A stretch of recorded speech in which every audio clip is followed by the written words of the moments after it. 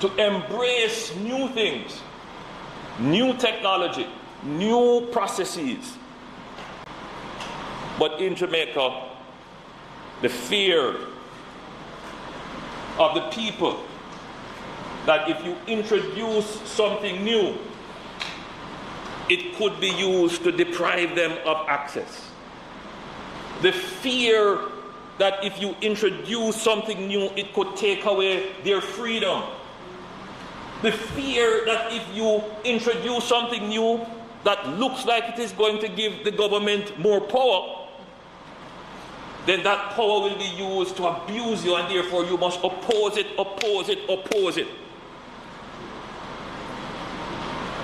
And it is always politically manipulated.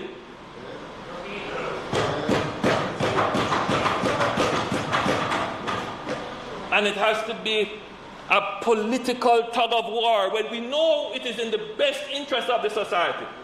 For those who are fearful, for those who follow conspiracy theories, instead of us pulling together, those of us who know better, we use these fears for political benefit.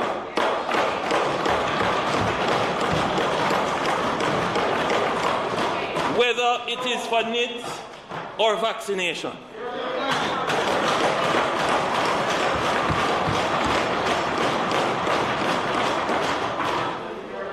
It is the reality. No, but you know, you and I went to school together. We have the same generation.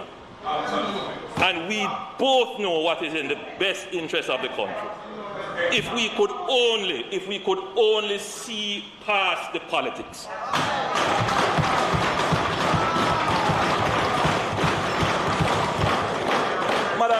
Madam Speaker, you know, there are, for people who study the art of war, they will know that there are many ways to win a battle. Sometimes you conquer and dominate, and other times, Madam Speaker, you assimilate. It is not always that you have to go with an overwhelming force and conquer. Sometimes you strategically assimilate. And sometimes, Madam Speaker, you don't have to oppose everything in order to win. Sometimes you can share in the victory. Madam Speaker, when I was in the opposition, I took a strategy that I would never oppose everything that is brought in this House.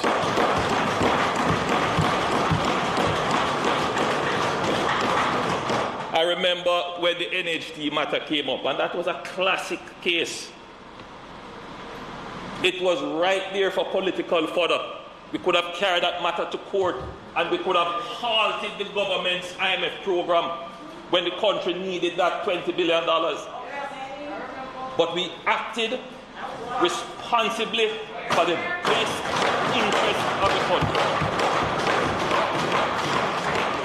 Madam Speaker, I've said it before, you know, a very influential member of the society came to me when we were in opposition and said, you know, there's so much fuel here.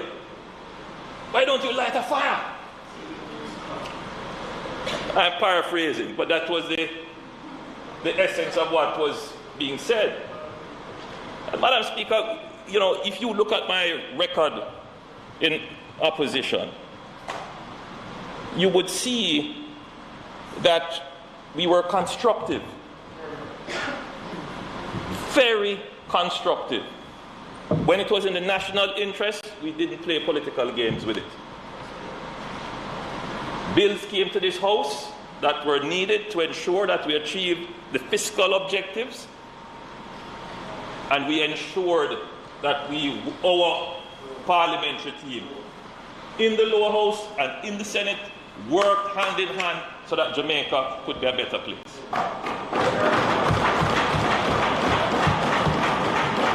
And Madam Speaker, you have to be consistent. You know, we were consistent in our positions, but we accept it for what it is. And there are lessons that I certainly have learned. And though what I have said is a critique of our democracy, Madam Speaker, I would have no other democracy than the one that we have. So, Madam Speaker, we're here today having gone through the political process. And it is the right, some might even argue the duty of the opposition to put these matters through the ringer and test it. And I believe we have a strong bill as a result of going through that process. We would have lost some time, Madam Speaker. And I would say to my counterparts on the opposite that we are in a race, and we're not going to always get it perfect. But we are in a race that, if you are not careful, we will miss the boat. And sometimes the lack of urgency in our public bureaucracy, in our civil administration, it's very frustrating, Madam Speaker. But I know there are those listening and saying, but you are in charge. You are the man at the wheel. And that is the case. The cabinet says that we are in charge of policy. But remember, Madam Speaker, you know, you have the Jamaican state is not the government. You have other arms of the state that are independent and constitutionally empowered. The administration, rather, is just one part of that. And to get everybody on the same page and pointing in the same direction is not an easy task. Not an easy task. But we are doing it, Madam Speaker, and we are following policy, process, procedure, respect for our Constitution, respect for our laws, and respect for the freedoms and rights of our people. And that means, Madam Speaker, that we would move slower than others. And depending on the intensity of the politics, that could be another drag on how fast we can move to progress and prosperity as a nation. Madam Speaker, I want to thank the chairman of the committee, the Honorable Delroy Chuck, and members on both sides who ensured that we have a solid bill within this era where national identity is of great importance. Madam Speaker, I want to thank the Honorable Attorney General, who helped significantly with developing the bill and ensuring that the bill was aligned with the judgment. And I noticed that the Attorney General is smiling in agreement.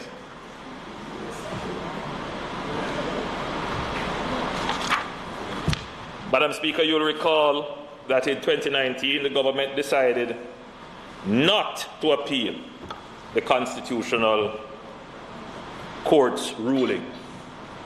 Of course, this was not a decision that was unanimously agreed within the government.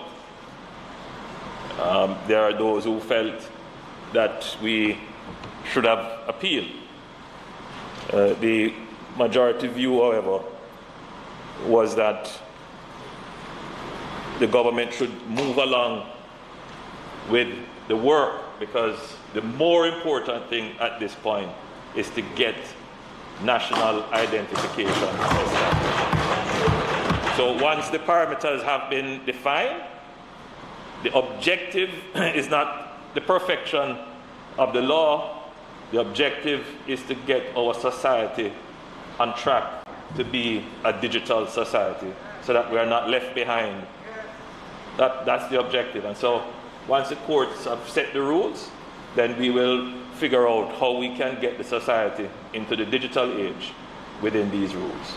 And that was the strategic direction. I'm sure that there are elements of it that will come up again, because as you would know, being an officer of the law, of the courts, that these rulings have wider implications. And so there will be other opportunities as it should be tested, and that's the purpose of our jurisprudence and our legal structure, to ensure that we actually have the right laws. But from the administration's point of view, our objective was to get Jamaica fully on track to being a digital society. An appeal would be another long process which could delay that objective. Madam Speaker,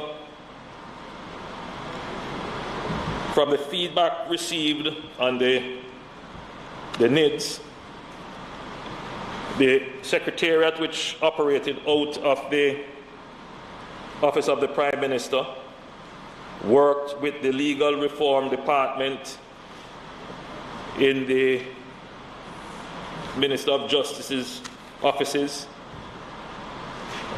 worked along with the Parliamentary Council, the Office of the Parliamentary Council, with Legal Reform and the Attorney General's chambers, along with a technical working group, including the Tax Administration of Jamaica and the Ministry of Finance and the Public Service.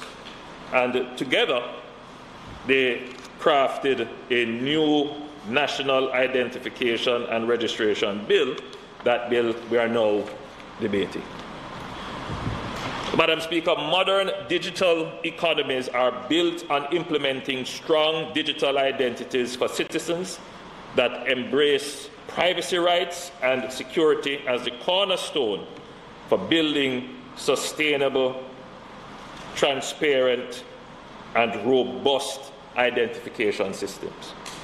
For this reason, the government is concurrently establishing the Information Commissioner's Office under the Data Protection Act and the National Identification and Registration Inspectorate as an independent oversight body under the National Identification and Registration Act 2021. Madam Speaker, we are living in an age in which every transaction requires identification. Identification to access social benefits from private and government organizations, identification to access the formal financial system, identification to access formal education, and in this new paradigm, identification to verify COVID-19 vaccinations, particularly for crossing borders and for travel. Significant time, effort, and money is spent by the government, private entities, and individuals merely for the purpose of establishing identity. Madam Speaker, the lack of proper identification is a significant barrier for thousands of Jamaicans. The Ministry of Finance and the Public Service reported that roughly 35,000 Jamaicans did not collect their COVID-19 grants due to lack of legal identification. 35,000. According to the Caribbean Policy Research Institute, CAPRI, an estimated 200,000 needy Jamaicans do not have proof of legal identity, preventing many disadvantaged Jamaicans from accessing support from the government and private sectors during the current pandemic. While Jamaica has made significant progress in registering over 90% of newborns at various birthing centers, Capri's findings and the government's experience during the pandemic suggest that thousands of Jamaican adults are without legal identification documents. Madam Speaker, can you imagine how far ahead we would have been in providing for our citizens during the pandemic if we had passed the NIDs earlier? Can you imagine, Madam Speaker? The simple act of getting the vaccination, Madam Speaker, you have to wait between 5 and 10 minutes to register.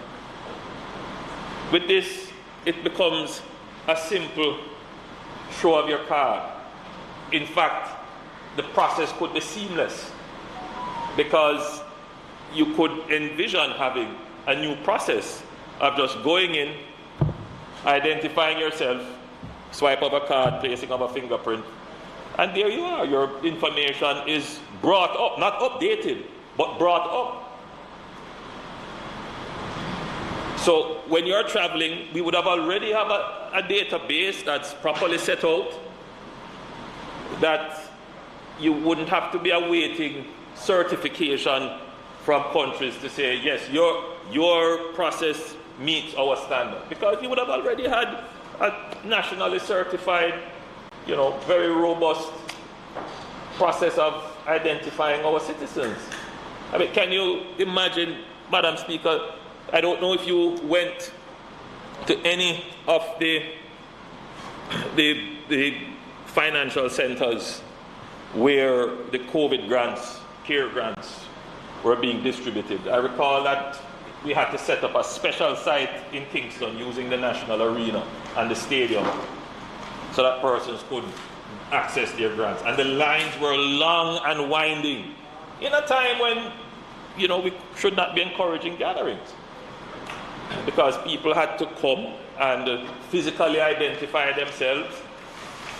The problem, of course, is, Madam Speaker, that not only to access you would need this identification, because we ended up paying in cash, but the problem was that a large part of our society was locked out of the financial system simply because of the issue of identification. They did not have bank accounts. They just didn't have bank accounts. So we had to figure out a way to pay them cash. So they had to physically come to get the cash. If we had a NIDS process, you could build on top of that other fintech, they call it, other financial technologies that would enable persons to access this kind of digital cash without the need for a bank account, say, or to physically present themselves to receive cash. Madam Speaker, we could have advanced so many more online services that would significantly limit the number of persons lining up at our tax offices, lining up at the various government offices, lining up to go to the bank. If we had done it earlier, the inconvenience of the measures imposed would have been far less. But we're happy we're here now, almost at the back end of the pandemic. But we're going to move forward with this to ensure that we build a robust digital society that will make us resilient to shocks such as these. That if there were to ever be another situation that would prevent movement and gathering, it would not impact our economy in the way that this pandemic has done.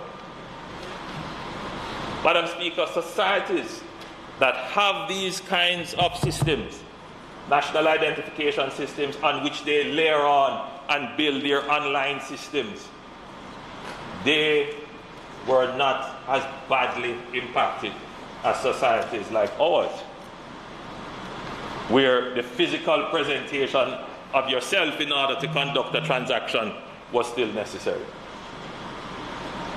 So, Madam Speaker, if you look at a country like, say, Cayman, smaller country obviously, But if you were to compare Cayman with, let's say, St. Lucia, and you look at the economic impact, both of them operating in the same financial space, giving the same kinds of service, but you will see that the impact on Cayman is far less because of the digital infrastructure and investment that Cayman has. And you could compare Jamaica with other countries. So whilst we are ambivalent about moving to become a digital society and what it takes in terms of having a national identification system, other countries have long resolved those issues. Long resolved them. Long gotten over the fears about equity, lack of access, government abuse, invasion of privacy, all of those issues. Have long gotten over them.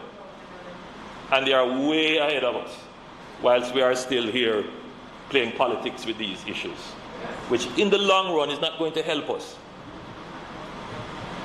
Because, Madam Speaker, it is our economic freedom that is going to secure our political freedom. And until every single Jamaican understands that, we will continue to quibble over the meaningless things and miss the important thing, which is about getting our ability to be resilient from shock, to continue to produce, to increase our wealth nationally, and to be able to address the needs of the poor and vulnerable. Until we focus on those things, we will continue to be arguing over nonsense and being distracted by all kinds of meaningless conversations. Well, I think 90% of Jamaica understands that this Prime Minister is focused on making this country the first world country that it is destined to be.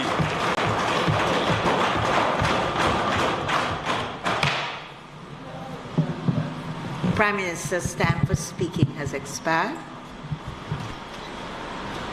Madam Speaker, I ask that the Prime Minister be allowed sufficient time to complete his presentation.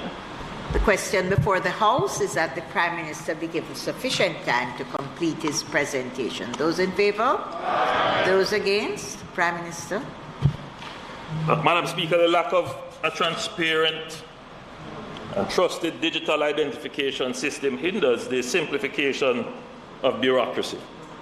It creates an excessively complicated administrative procedure that prevents access to the most vulnerable amongst us. Madam Speaker, national identification is the foundation to advance changes that will have a lifelong positive impact on our country. Madam Speaker, why are we not able to sell our motor vehicles online without visiting a physical government office? Why aren't we able to license our motor vehicle online? Or renew our driver's license online? Apply for government benefits online? Madam Speaker, why do we require citizens to more than one form of identification? Whenever you go to do anything, you have to provide more than one. And here's the other problem, Madam Speaker. You have to provide it again. So you will go to a department today and you provide your identification, and then in another month when you come back, you have to provide it again.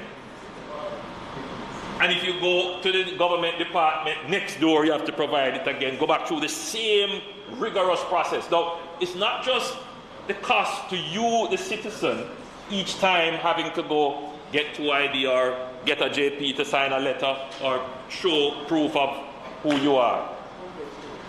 But each ministry providing the service or a bank has to verify you again. So you can't go to a bank and get your account open the same day. That's not, you would have to have account there already and they know you, but you can't just walk off the street because you have to go with 2 reference, you have to go with all kinds of things, and then they have to go and check.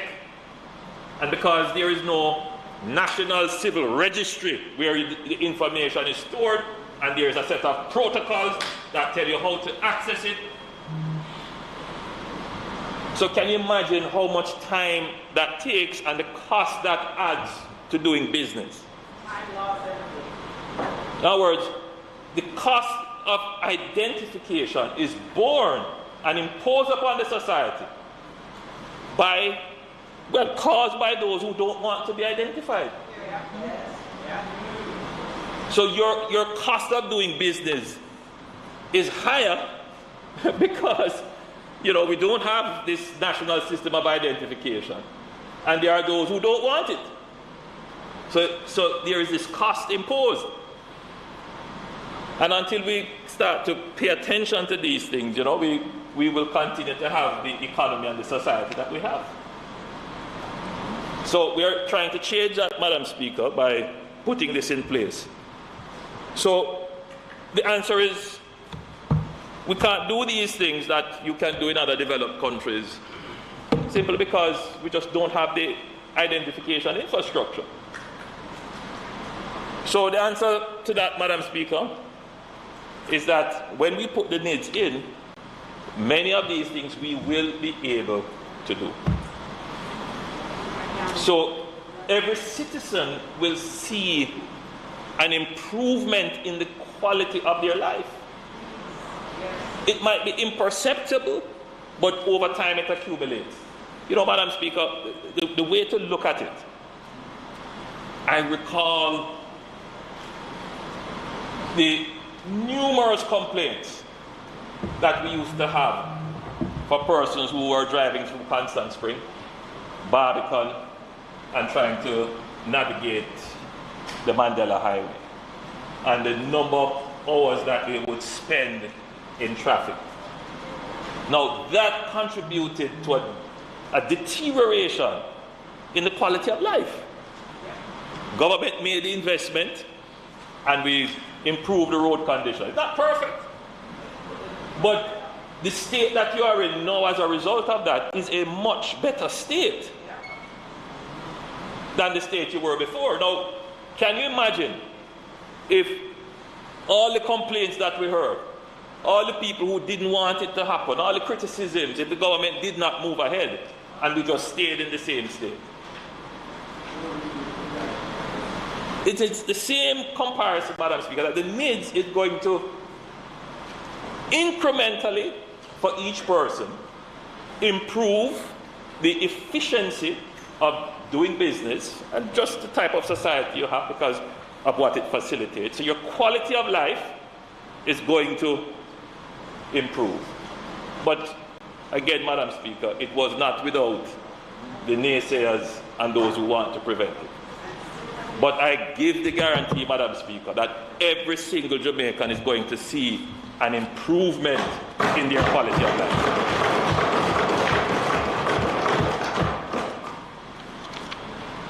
Madam Speaker, the countries that are successful at delivering digital services, they did this, Madam Speaker, by building on a strong foundation of digital identification systems for their citizens, with the ability to verify every user based on who they are behind an electronic device.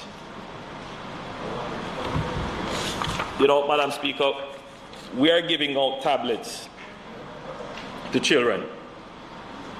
We're saying to them, this is the way of the future. I remember pointing out at one event where I was giving out some tablets that I had the good fortune of growing up with my great-grandmother, and she used to talk about her days in school, and when she talked, you as well, remember from St. James Central? And she talked about her days at school using a slate.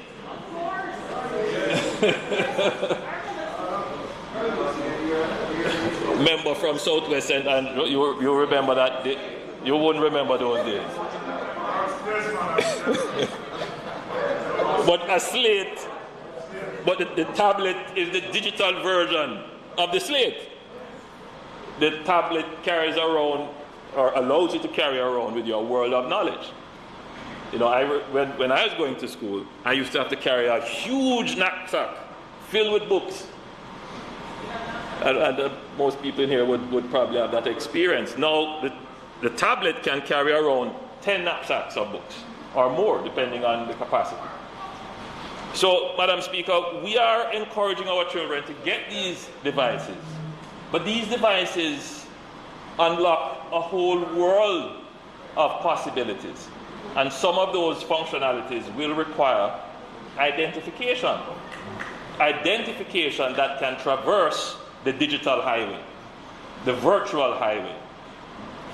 And with the NIDs, we now unlock the full potential of our children being digitally literate and digitally empowered.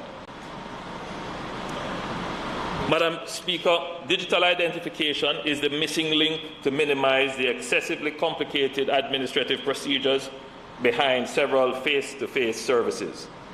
For the individual citizen, a digital ID will provide the following benefits. One, a single ID that everyone will accept in order to do business with you, whether it is the tax office, the bank, the hospital, or the school.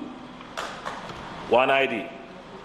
It will enable you to participate in the financial system.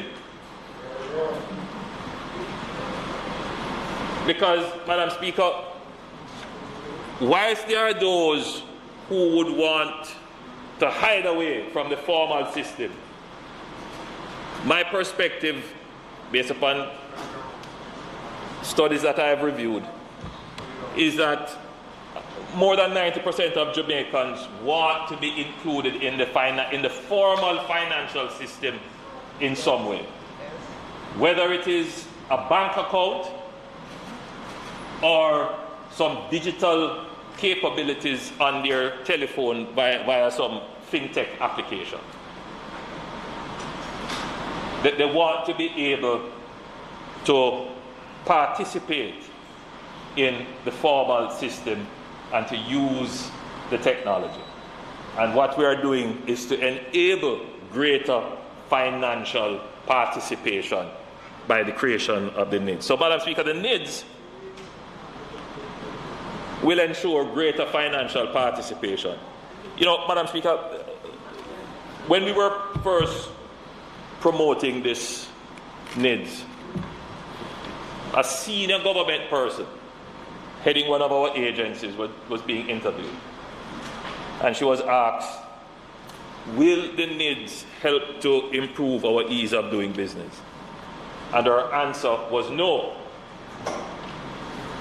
Now, in one way she is correct, because the ease of doing business report study has several specific targets, of which the NIDs would not be one of them. But in a way, it was also the wrong answer, because the NIDs is such a cross-cutting tool and facility that it helps all the other indicators to improve. So I give you one, Madam Speaker. Jamaica does poorly on electricity. How quickly it takes you to open an account and get electricity service. One of the reasons why it is so slow in getting the electrical installation at your home, the meter and the account, is the whole business of identification. That is a large part of the issue. Because whilst water rates go with the land and the property, the electricity rates goes with the user, and if you can't find that user, so you have to ensure that the person who you're giving a meter is a legitimate person that you can find. So you see, Madam Speaker, some persons don't really understand it. And if there was, even within the government, so if there were greater understanding, this would have been adopted in our operations long ago. So I just thought I'd point that out, Madam Speaker, that it is cross-cutting. It will make all other operations more efficient. Paying taxes, Madam Speaker, that is another area on the ease of doing business that we rank lowly on. Now, why is it that we rank so lowly on that? Again, a part of that is identification. So, Madam Speaker, I just thought I would say to the country that this is not anything about depriving you of your right to privacy. This is not about bringing on any apocalyptic foretelling of the future. You know, this is not about finding any way to intrude in your private space. This is about improving your well-being and your quality of life. That's what it is about.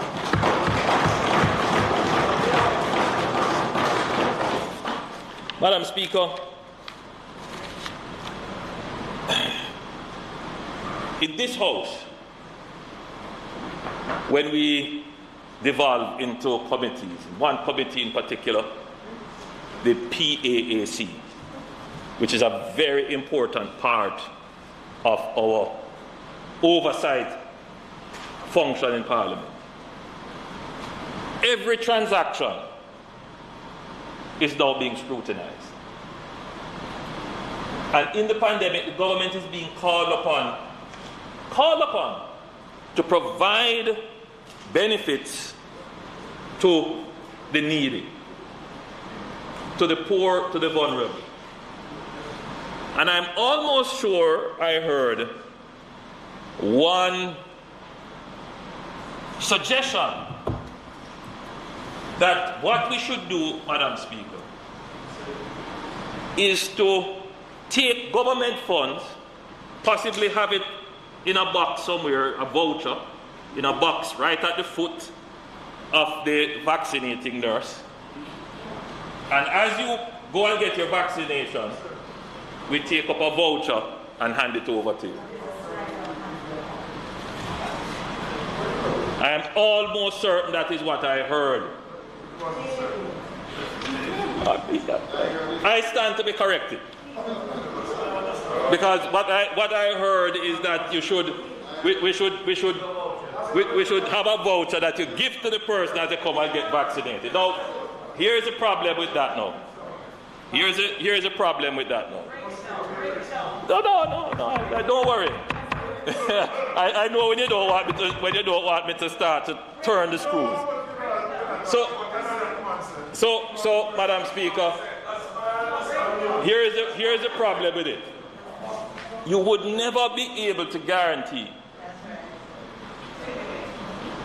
who you would be giving this money to. You can't guarantee it. We would be opening up ourselves to so many audit queries that the very persons who make the suggestion, they would be the first person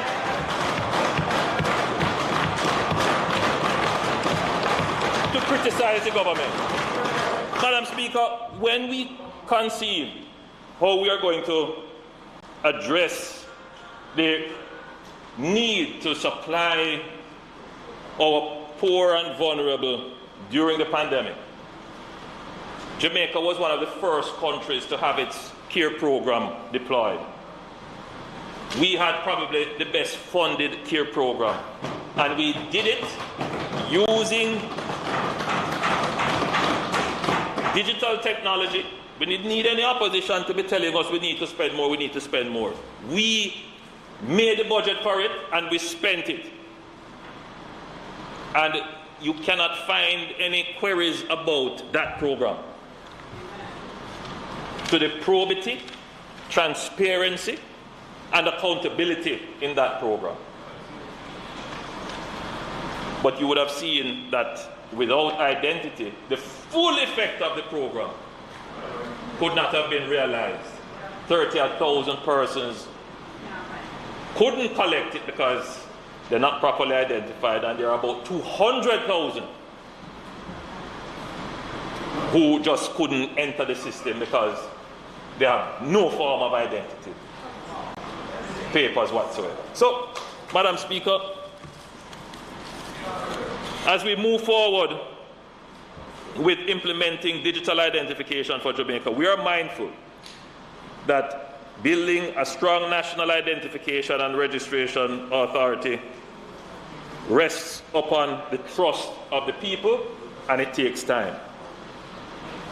So it is for this reason, Madam Speaker, that I appreciate the process that we have been through, because I think the Jamaican public would be more informed about what we are doing. It would have been thoroughly interrogated from all angles, and we are putting in place the necessary measures to ensure that the system is integrous. There are 5 critical elements that we should highlight. So, Madam Speaker, the creation of an entity known as the National Identification and Registration Authority is the important institutional guarantee of the NIDS. So we have created this entity, and it is responsible for the civil registration and the national identification system. It will manage the enrollment process, it will manage the database, and it will develop the systems and protocols for security, secrecy, and data protection, and guarding against identity fraud in collaboration with other anti-fraud organizations and public bodies. Madam Speaker, we have put in place an oversight system. So there is a robust independent oversight mechanism, and that is the National Identification and Registration Inspectorate, which will be established to monitor the authority as it relates to compliance with the governing legislation. Madam Speaker, we're doing this process in parallel with the data protection architecture, which is being completed now. So not only will it have oversight specifically for its functions, but how it operates within the new paradigm of protecting data, not just identity data, but data in general. So there will be a data protection commissioner, separate and apart. So it has effectively 2 oversight bodies keeping it in check, and that, I'm sure, will give great confidence to the people. Madam Speaker, the bill itself enshrines several layers of protection, which the Minister would have already gone through and in his closing may choose to highlight them once more. So, Madam Speaker, I am confident that any fears that may exist about privacy and protection of the data and confidence in the system, that those fears would be easily allayed, and that you will see a system operating that is efficient, that is integrous, and responsive to the needs of the citizens. Madam Speaker,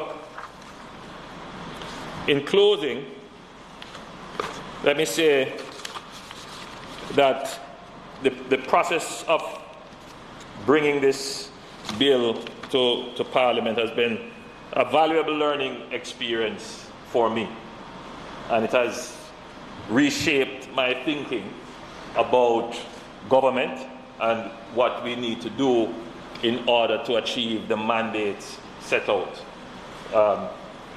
Obviously, the mandates that the people would have voted for. And Madam Speaker, it is clear that the Jamaican people value their freedom above everything else.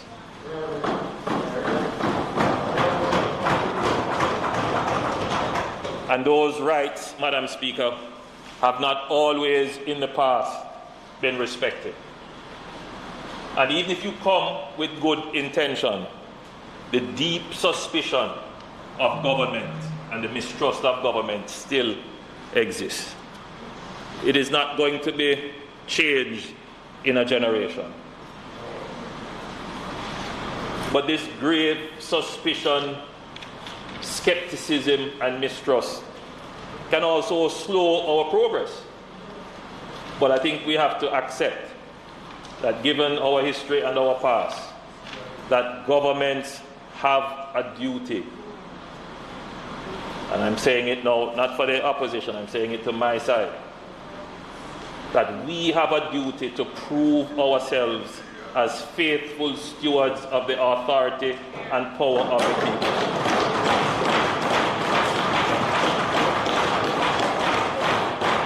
Madam Speaker, each time we act in a way to play into the narrative and stereotype, we erode our ability to pass laws and to win the trust of the people.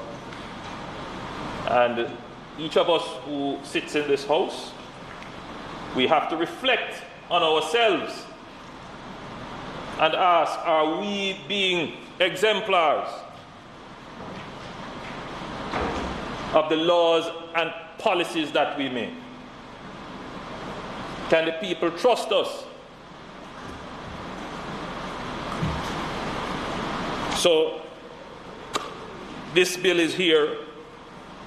It is going to be a test of trust.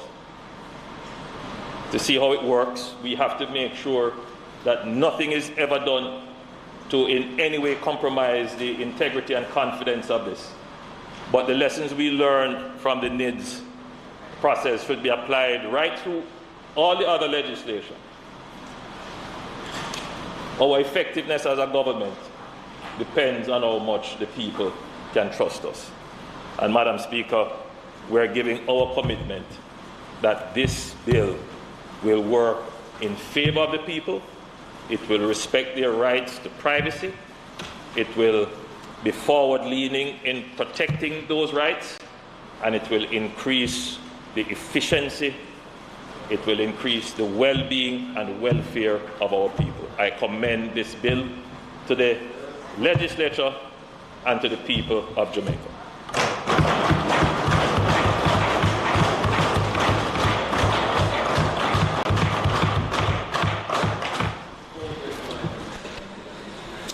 Madam Speaker, I feel compelled to make a few remarks on the one before us.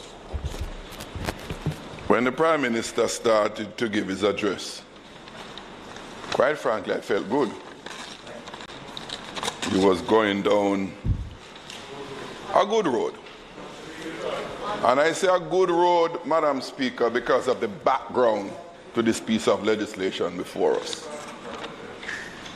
This legislation was a contentious one, not because the government and the opposition differed on the central objective of the legislation, of the bill before us, but because of critical elements in the bill at the time. And as the Prime Minister said in his opening remarks, the genesis of this effort transcends both administration. So we see as a matter of record that there was some amount of consensus around the need for a national identification system. I have sat in many PAC meetings with ministries seeking updates on where we were across administrations. So it is true, Prime Minister, it has logged quite a bit of time across both administrations. Having gotten to the point that we sought to make it a reality, to bring the bill into being an act, there were some concerns. The opposition at no time objected to the creation of a national identification system. And at the time,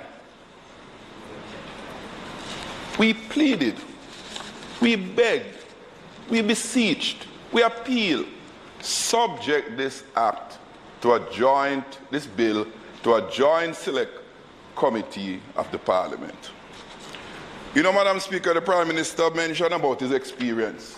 And he and I have been in this house around the same time, no more than about 3 years difference. You came in 97, I came in 94. And he alluded to the experience. And in his closing, he made the point about what he has learned. The lessons learned from this piece of legislation. It's unfortunate that those lessons, which were taught over the duration of our tenure in this parliament, we on both sides have come to the consensus that groundbreaking legislation, far-reaching legislation, is best served by either government, either party in power, when we subject those legislation to collaborative investigation, interrogation, and to reach a consensus. Because what has happened, as is the case always in joint select committees, it is not restricted to just the members, the expertise and knowledge and thinking of the members on either side. It gives an opportunity to draw to the table major stakeholders, ordinary citizens who wish to make an input, the various fraternal groups pertinent to the legislation before us, so that we can hear from them their concerns and use the forum of the parliament to distill some of those issues, bring clarity to them, so that we can arrive at a broader consensus around those groundbreaking issues that we're seeking to pursue. Our history in this parliament has taught us that. In the instant case of this piece of legislation, we threw that through the window. And when I heard the Prime Minister made reference of how much we could have achieved, I was disappointed when I heard that, because at the opening you said you have learned a lot. The bill is a better bill. How could you have learned a lot more if it wasn't subjected to this exercise? That's where my disappointment came in. When we have joint select committees to consider a bill brought by the government from either side, it seeks to make a good bill better. Not perfect. No bill is ever perfect. But with collective input, broader input, we can always make a good bill better. So yes, the incumbent government will get the credit for bringing into action. That's a given. That's a given. But when the bill is passed, we want the maximum benefit from it. We want a buy-in. We want the people to become convinced. We want the people to realize that the entire government is behind it. How we are going about this bill in the initial stage could never achieve that. And Jamaica would have suffered. Prime Minister, you referred about the importance for security, the transformation of the economy into the digital divide. Yes, we know that. Many have said it, inside this house, outside this house. It's rhetorical to repeat those, because there's a consensus around those advantages. But amidst that, there are some dangers, of course, that we sought to have addressed as best as we could and can, together, so that we can have a piece of legislation that whoever is in government won't abuse it, because it's the collective will of the parliament and the leadership of this country. As we are seeking to achieve with the coronavirus pandemic that we have, to collaborate with the government for Jamaica's sake. So, Prime Minister, you could have started out where you started with and you finished with was wonderful. But in the middle, you were self-destructive. Because you said some things which was contrary to what you said at the beginning and at the end. You came out with this kind of contentious, cantankerous approach. We all agree on the things, Prime Minister. We are at one with the advantages. We are at one. You want to take us as the leader, as the Prime Minister. forward. At this stage, at the closing hour, we should celebrate the unity of purpose and the consensus that was reached in the Joint Select Committee. That's what we should be celebrating, not cussing who did do this and why they never do this and who couldn't get to achieve that. It doesn't help. Prime Minister, I want us to get back better. But we have to get back better, not by the pronouncements, but by how we do, how we take those step by step movement forward. I give my support to the bill, but more so I give my support to the consensus that we have been able to reach. And we see it happening on an ongoing basis. The Minister of National Security led the Joint Select Committee with the ZOZO, a ZOZO act that your government led. And we participated. When the ZOZOs come to Parliament, you realize one will be passed, move again for extension this afternoon. It won't be a contentious issue. It won't. Because we meet together, we acknowledge limitations, right? And you know, Prime Minister, in fact, we and the opposition have been upset with you because you don't give us all the ZOZOs that you promised. Right? Members of this side have been pleading for ZOZOs. So it's not about who started it. It is about what consensus we can get.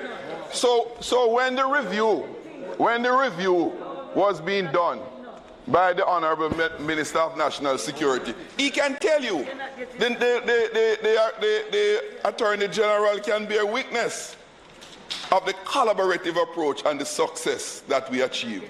The Electricity Review Act is about near completion, joint select. We have input from people in the industry and all around. It's not consensus. It's not, contention. It's consensus. And that's what leadership must provide, to arrive at consensus. Thank you, Member, for allowing me to interrupt your presentation. Just for clarity, not a point of order, Madam Speaker. The member has been gracious to allow me to clarify a point. My earlier point was, had we passed this bill earlier, regardless of the other issues that were obstacles to its passage, but if we had done it earlier as a Parliament, maybe not this Parliament, maybe previous Parliaments, we would have been ahead of the game. I think that's the fundamental point that is indisputable. The other point that I think you should bear in mind is that the need for consensus to pass the bill was recognized, and there was a kind of cross-party group that met to discuss, and I was under the impression that there was consensus and agreement. As it turns out, there wasn't, and therefore the point is unassailable that with the breakdown of that consensus, then obviously you have to go to a joint select committee. So I just wanted to bear that in your deliberation. You know, hindsight is 20/20 vision. You know, Madam Speaker, again, the Prime Minister has been in this House for a while. He has witnessed many contentious situations before. And leaders meet quietly, sometime behind the Speaker's chair, sometime in the Prime Minister's office, sometime off-site, or at different places, or at Vale Royal, and we resolve those differences. Matters of the nature, matter of the national identification system is indeed of national importance. And with a similar approach, right, we could have achieved then what we are now achieving now. But Prime Minister, I won't ascribe who is responsible for this delay, right? The evidence stands for itself. But in closing, Madam Speaker, I want to say I'm going to hold the Prime Minister to his word. when he said that he has learned a lesson for better governance. Right? I'm going to hold him to it. I know him for a long time, you know, and he said it publicly in here. I'm going to hold him to it that going forward. We don't make these dangerous slips. Jamaica suffers for it. So, as I said, I give support to the bill, and my colleague have spoken already.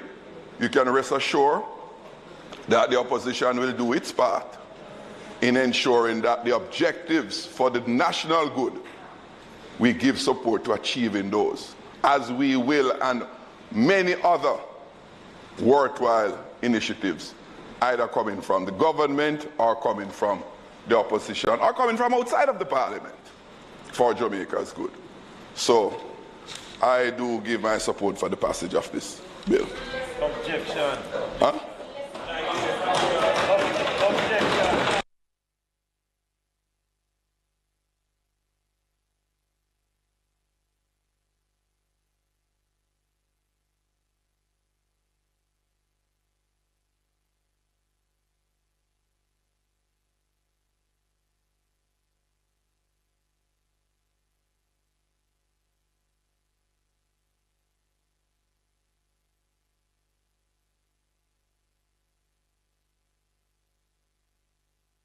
St. Andrew, who contributed a couple of weeks ago, and just to indicate to him his concern in relation to the data protection bill, that act will come into operation before this NIRA is actually implemented. In other words, that's one of the conditions on which we will be implementing this, and that was his concern when he made his short, brief contributions. I want to thank the Prime Minister for his contribution. In truth, Madam Speaker, he has already done the closing. So there's not much more I can add. It is actually his bill, but I'm taking it for him. And his presentation this afternoon definitively laid out what the bill is about. But to add, Madam Speaker, my two main areas is just to give thanks and also to speak to the few amendments that will come at the committee stage. I want to thank, Madam Speaker, the NIDS Secretariat that operates out of the Office of the Prime Minister, headed by Dr. Warren Vernon and his team. They have done a marvelous job, almost 24/7, to respond to, Madam Speaker, to respond to many, many concerns, not only from external sources, but from internal sources. The Attorney General's chambers have expressed a number of issues which have had to be addressed by the NIDS team. And I want to thank the Attorney General and her office, because they focused on several issues which had to be addressed and addressed correctly, Madam Speaker. So, Madam Attorney General, I want to thank you, even up to today, that we had to do a slight adjustment, and there's one further amendment which was added that is because of the Attorney General's concern to make sure that we get, if not a perfect, an almost perfect bill. I want to thank the Office of the Chief Parliamentary Counsel, who not only drafted the bill, but had to redraft it literally. So this bill that is here is because of the number of amendments that we made to the 2020 bill. So this is the 2021 bill. Fine? And based on that, Madam Speaker, we are still going to do a few more amendments, to which I will speak to shortly. I want to thank the Law Reform Department of my ministry for also the significant work they've put in. Madam Speaker, this bill, as the Prime Minister said, is about identification. And what we hope, Madam Speaker, can emerge from this bill is an identification card, a means of identification that will be the gold standard of identification. In essence, Madam Speaker, this bill is not mandatory. registration is not mandatory. It is discretionary. But because we have done so much work, as the Prime Minister indicated, and everyone knows, that so much has gone into make sure that persons will see what has been done and will have trust and confidence in the NIRA that the identification card, Madam Speaker, will repeat the gold standard of ID in Jamaica. Indeed, Madam Speaker, as the Prime Minister pointed out, perhaps close to 1 million Jamaicans don't have an ID. Many of them, even when they're registered to vote, don't want to collect their ID cards. And some of them, soon after they collect it, they lose it. And we can see, Madam Speaker, in the past couple months, when people have to get vaccination, they have to get JP to identify them. And you can see, Madam Speaker, even last week, with the opening up of the new electoral card, the lines to collect their ID cards, because that is one of the few IDs that people use and consider a national ID. So, Madam Speaker, the need for identification is significant in this country.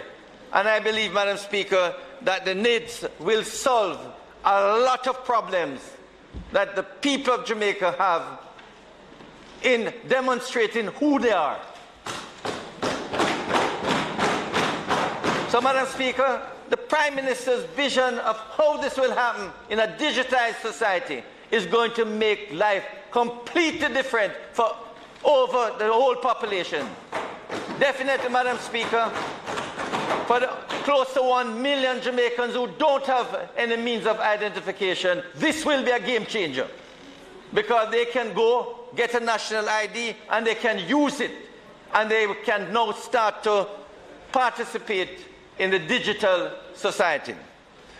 Madam Speaker, thank the member from South St. Catherine for the points he made about collaboration. In truth, Madam Speaker, this bill, which is now in the House to be passed today, is about collaboration. The opposition and us collaborated in 32 sittings of the Joint Select Committee. And every points there is were attended to. But apart from that, Madam Speaker, the NIDS Secretariat and the OPM had over 135 face-to-face meetings with various stakeholders, churches, schools, financial institutions, persons with special needs, human rights organizations, community groups, and service clubs whose inputs help to formulate this national identification system. Madam Speaker, when the bill was first laid last year, we issued invitations to all Jamaica and send letters to interested parties to make their contributions. And Madam Speaker, we had over 100 contributions. And all of those contributions, Madam Speaker, were responded to. And I can say to the country at large, all of those comments, contributions, are on the parliamentary website, and all of the committee meetings, 32, Madam Speaker, is on the parliamentary website, where in these committee meetings we responded to the concerns of the contributors. We didn't always agree, Madam Speaker, but we responded to every concern expressed. And Madam Speaker, in the 32 Joint Select Committee meetings, 6 of them were actually virtual town hall meetings, where persons across Jamaica could watch and also make contributions, ask questions, and make comments. So, Madam Speaker, this bill has gone through a thorough, open, transparent participation, and so all Jamaica can feel that this bill belongs to them. So, Madam Speaker, I'd like to thank all of those who made contribution and participated in these deliberations. Madam Speaker, the legislative framework, and while I speak, Madam Speaker, the amendments, the proposed amendments will be circulated, which we will go to committee stage, and I will speak to a few of them in closing. Madam Speaker, the legislative framework for the National Identification and Registration System, the NIDS, has been strengthened and improved during these deliberations to recognize and protect the right to privacy of an enrolled individual, particularly as it relates to the protection of an individual's data and identity information, to strengthen the organizational and governance structure of the authority, to ensure that the penalties reflect the gravity of the offences created under the legislation, to strengthen the independent oversight of the authority by implementing double layers of oversight from the Information Commissioner's Office and the National Identification and Registration Inspectorate. Madam Speaker, the members of the ECJ, the Electoral Commission of Jamaica, will carry out the functions of the Inspectorate and report directly to the Parliament, providing opportunities for both sides, the government and the opposition and others, to monitor early warning risk. Madam Speaker, this is a major, and we ought to be proud of the processes from which these safeguards emerged.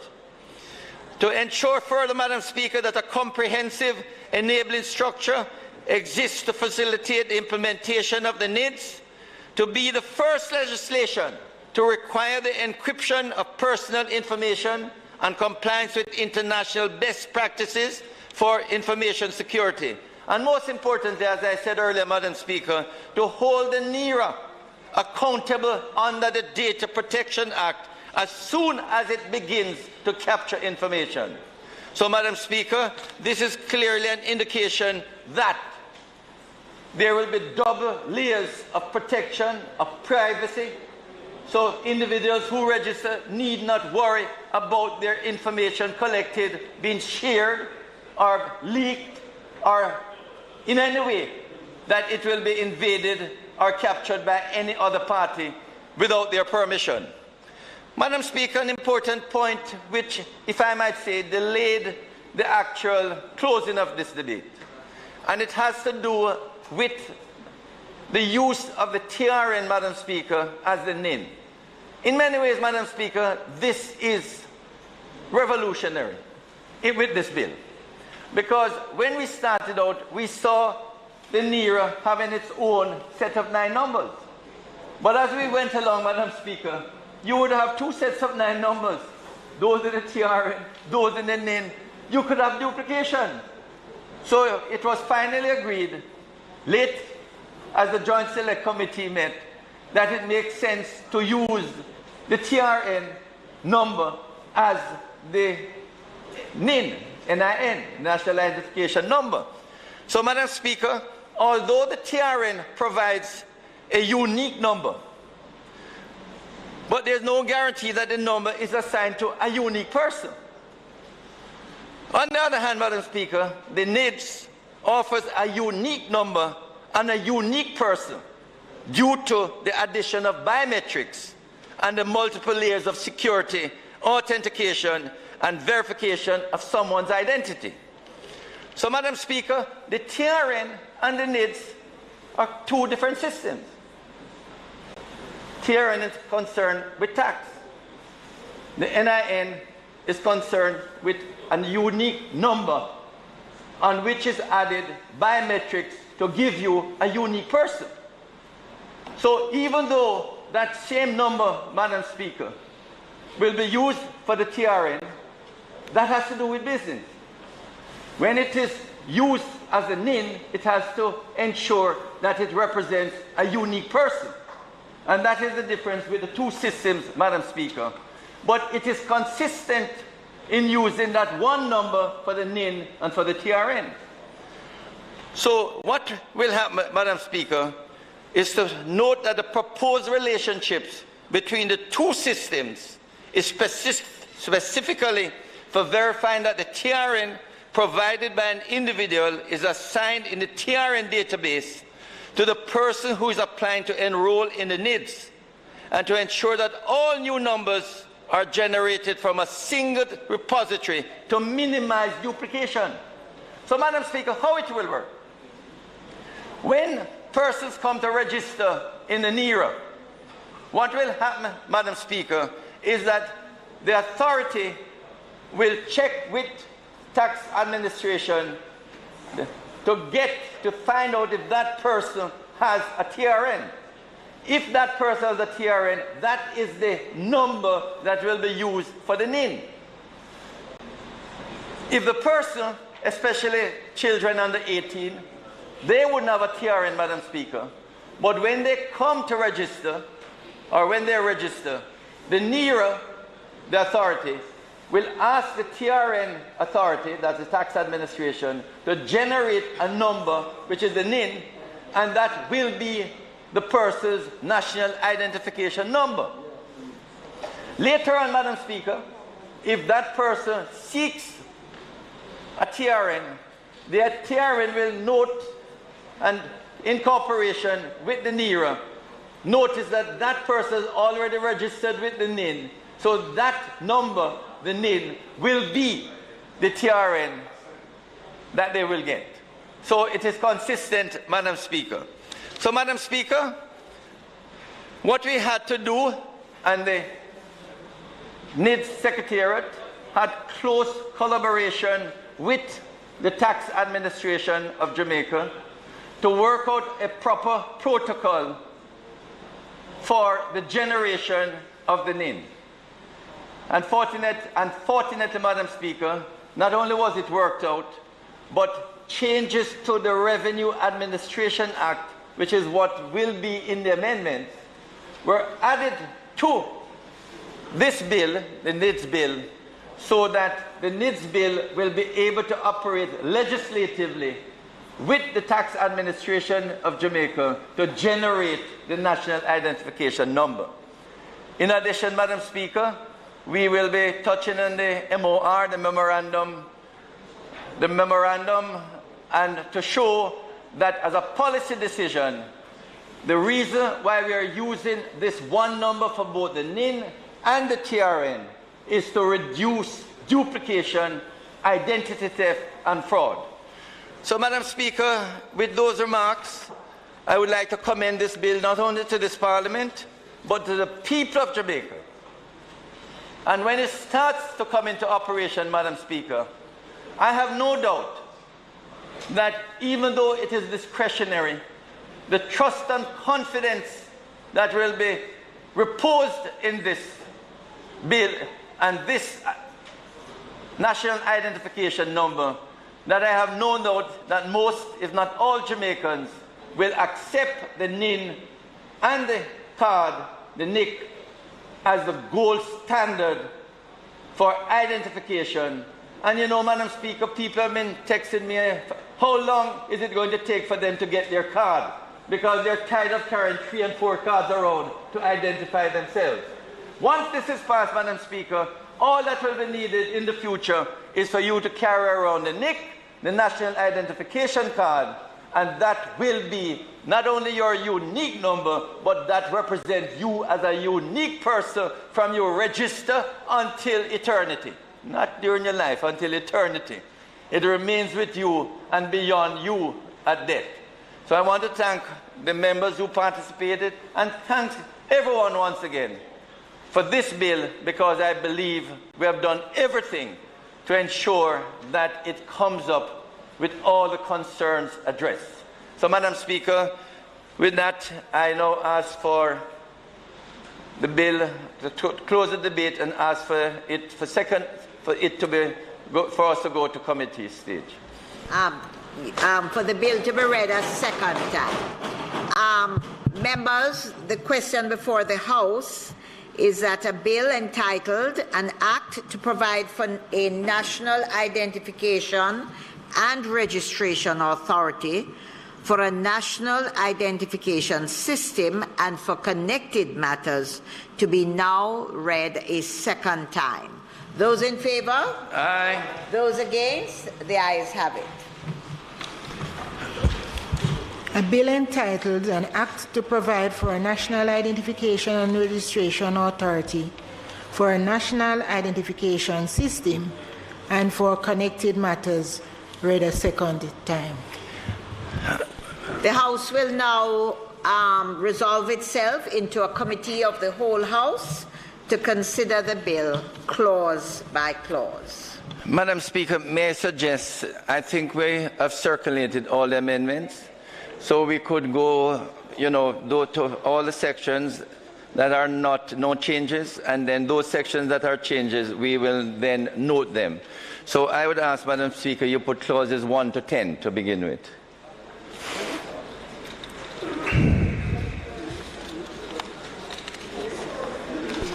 Members, I now put part 1, part 2, which covers clauses 1 to 8. Those in favor? Aye. Those against? The ayes have it. I put clause 9. 9 and 10, Madam Speaker. 9 and 10. Those in favor? Aye. The ayes have it. Madam, put clause 11. I now put clause 11. Madam Speaker, amendment to clause 11, we will note that there's an addition, as I spoke to in the debate, to add following the word, delete the word following and substitute therefore the words registration number signed under Part 6B of the Revenue Administrative Act on the following other. So that would be substituted for, this is in the Revenue Registration Act, Madam Speaker. And also to delete subparagraph 2 and renumber subparagraphs 3 to 7 as subparagraphs 2 to 6 in clause 11, and in subclause 2 in subsection 3C to delete the word following and substitute therefore the words registration number signed under Part 6B of the Revenue Administration Act and the following other, and subsection 2B delete subparagraph 2 and renumber subparagraphs 3 to 5 as subparagraphs 2 to 4.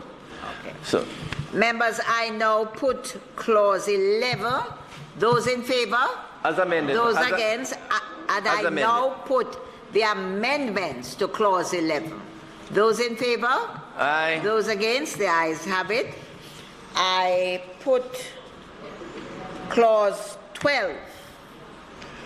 Madam Speaker, an amendment in subsection 2, renumber paragraph K as paragraph L and insert the following as paragraph K. K, verification of the assignment of a registration number pursuant to section 17D of the Revenue Administration Act.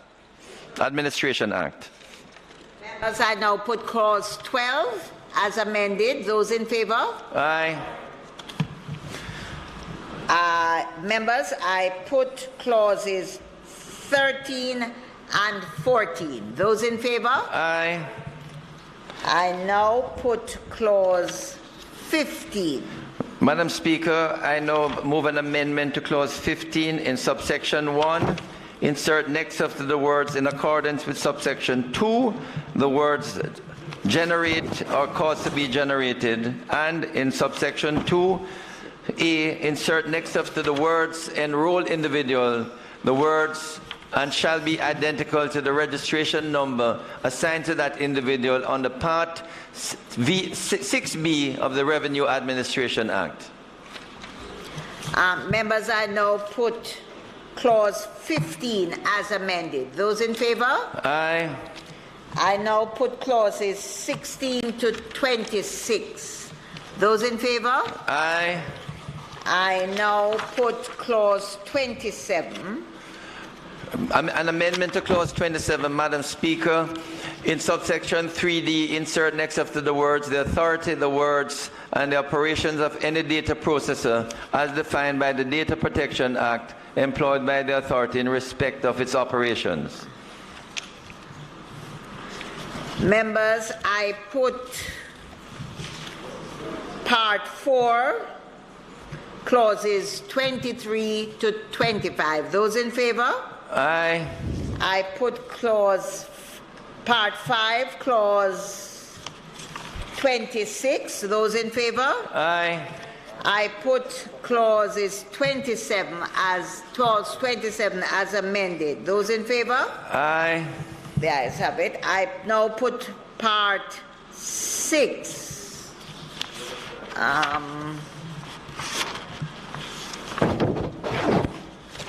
Part 6, clauses 28 to 29. Those in favor? Aye. I put part 7, clauses 30 to 38. Those in favor? Aye. I put the first schedule. Those in favor? Aye. I put the second schedule. Those in favor? Aye. Ayes have it. I put the third schedule. Those in favor? Aye. I put the fourth schedule. Those in favor? Madam Aye. Speaker, sorry, go ahead. Go ahead. Aye, third schedule. I now put the title and the enacting clause. No, the fourth schedule, Madam Speaker. The fourth schedule. Madam Speaker, I would just like to refer members and ask that the clerk take note that we are now deleting item 1 of the proposed amendments to the Revenue Administration Act and substitute therefore the following. So, Madam Speaker, this has to do in relation to the Revenue Administration Act, and this will be noted in the Revenue Administration Act. So we just put the schedule and ask for the affirmation. Members, I now put the fourth schedule and seek your affirmation in as it is amended. And also, Madam Speaker. Those in favor? Aye. Those against? And also, Madam Speaker, to note that in the Tax Administration Act, if we look at page 4, at number 2 and 3, these proposed amendments to the Revenue Administration Act are consequential based on the changes we have made to the NIRA. So both in 2 and 3, Madam Speaker, these are being asked for affirmation in the House as consequential amendments to the Revenue Administration Act to make them consistent with what is being done with the NIRA, with this Act. So, Madam Speaker, just to note that the changes to the Tax Administration Act have been confirmed here in the House as the consequential changes to the amendments that we have just proposed. Members, I also want to put the amendments to the Memorandum of Objects and Reasons to the National Identification and Registration Bill that has been tabled in the House this evening. And Madam Speaker, that has been circulated, and it's an addition. It's an addition to what is already there, and that is to make it very clear that the use of the TRN is a policy direction to avoid identity theft, fraud, and duplication, as I spoke in the debate. So this will be added to the memorandum in the bill, the Memorandum of Objects and Reasons. Thank you, Madam Speaker. Thank you. So may I have your support? The amendments to the Memorandum of Objects and Reasons to the National Identification and Registration Bill that has been tabled this evening. Those in favor? Aye. Those against? The ayes have it. Captain? How many amendments we have?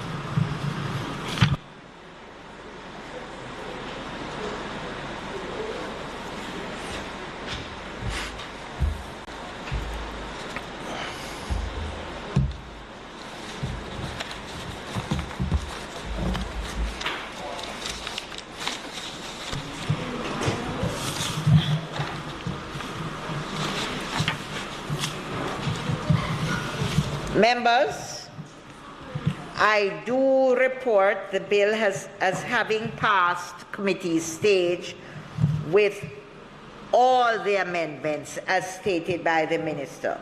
So the report to this House is that the bill entitled An Act to Provide for a National Identification and Registration Authority for National Identification System and for Connected Matters be passed with all amendments. Those in favor? 14. Aye. Those against? The ayes have it. Madam Speaker, I now ask for third reading. The question is that the bill be read a third time. Those in favor? Aye. Go ahead. A bill entitled An Act to Provide for a National Identification and Registration Authority for a National Identification System and for Connected Matters, read a third time and passed.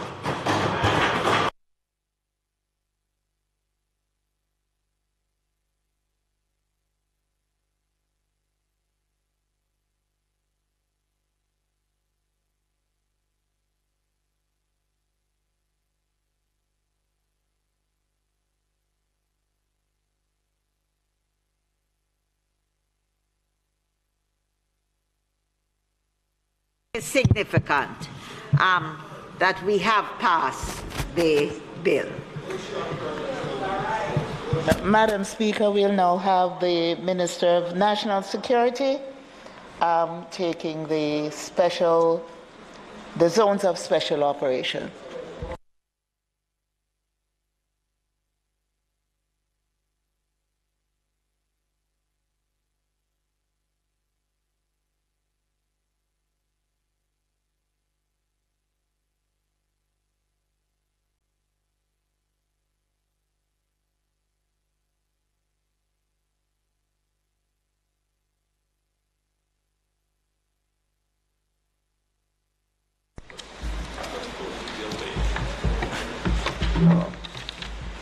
Madam Speaker, I now move for the suspension of standing orders to enable me to take the resolution, notes of which I gave earlier.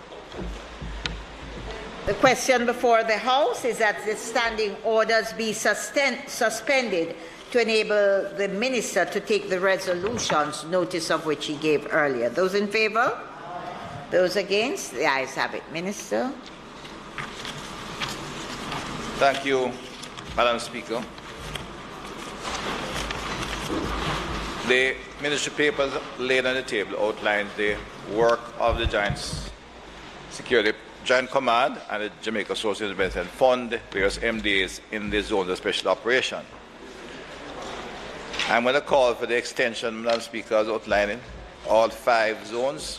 Madam Speaker, acting on behalf of the advisor of the National Security Council, in accordance with the Law Reform Zones of Special Operations, Special Security and Community Development Acts, in accordance with Section 5 of the Act, which guides that the Prime Minister and Council, after consultation with the Joint Command, may order special affirmative resolution. The House Representative extend the period referred to in Section 4.3, the Denham Town, Mount Salem, Greenwich Town, August Town, and now zones of special operation, special security and community development measures to be extended for a further period of 60 days. The ministry papers have been distributed to all members for review. The zones have respectively transitioned into the following zones, phases. Mount Salem, Denham Town will continue the build phase. August Town and Greenwich Town will continue the hold phase, while now will continue the clear phase of the strategy. In the interest of time, Madam Speaker, I will say no more and seek the affirmative resolution, members of the House.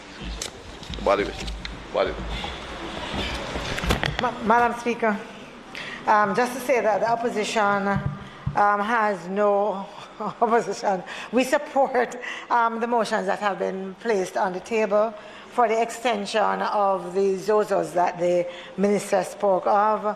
Our position has been repeated several times, and in the interest of time, I will not repeat them today in terms of the concerns we have, but where the ZOZOs exist, we know that individuals have seen improvement, and there are other members, I'm sure, were they here today, would have been asking what happened to theirs.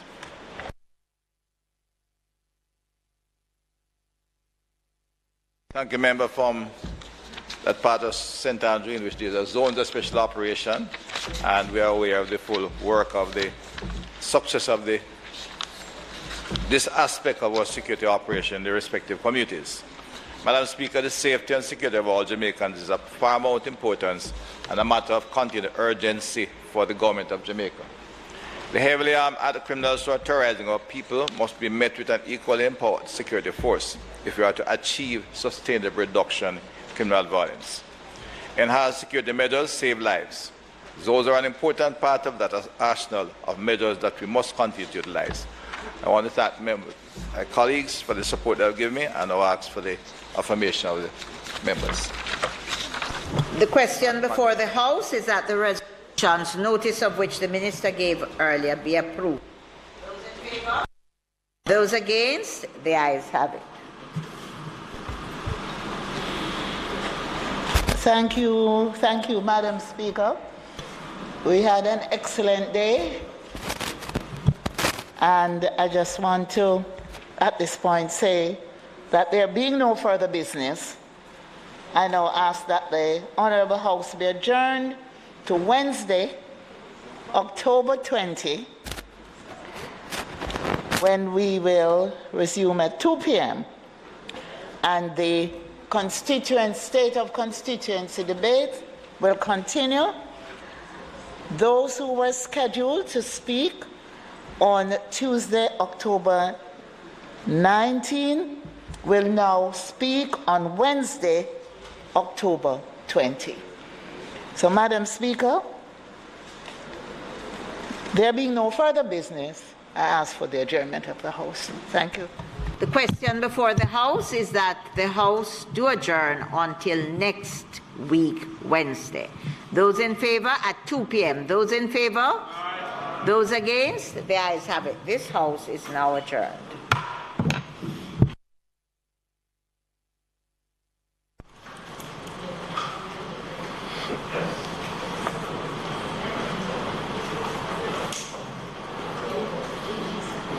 Angie?